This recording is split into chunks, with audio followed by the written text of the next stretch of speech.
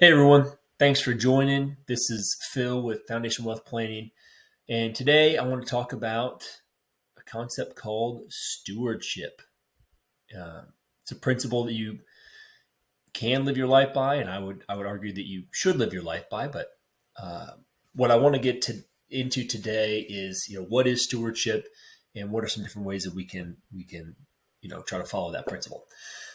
This is a little bit of a follow up from yesterday's video where I was getting into some basic investing concepts, and the one I chose to start with yesterday was compound interest.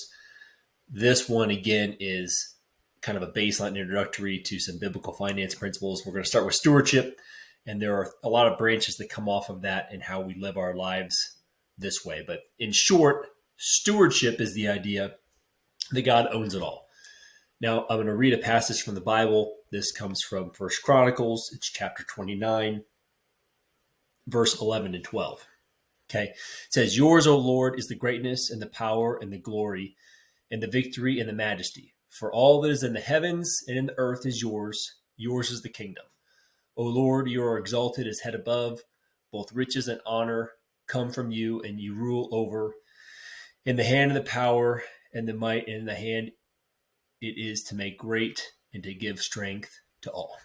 So again, there's a pretty core middle part of that talks about how, the heavens and the earth, it's all God's, right?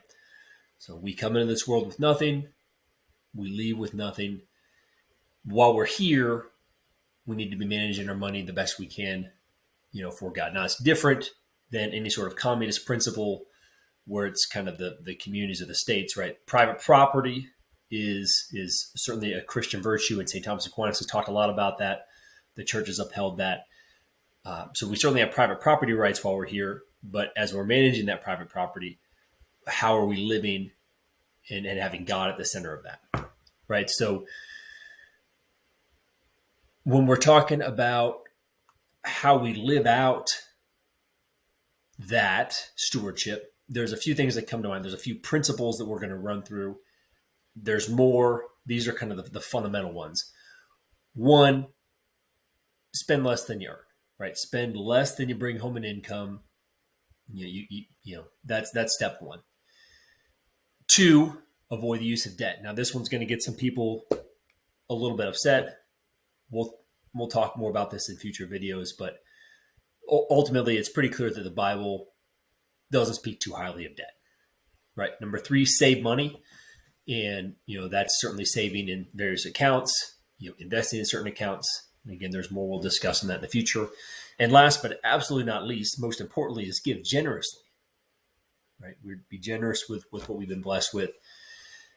And there's so much we could talk about with that, and we could talk about that more in the future. But this is the baseline. If you can follow these principles and you can be a good steward of your money, that is helping you align, your values with your money. Because where we spend, how we save, how much we give, that tells a lot about our priorities, right? And no one's perfect.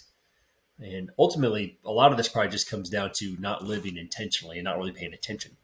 So that could be a good word to wrap up our discussion today, is intentionality.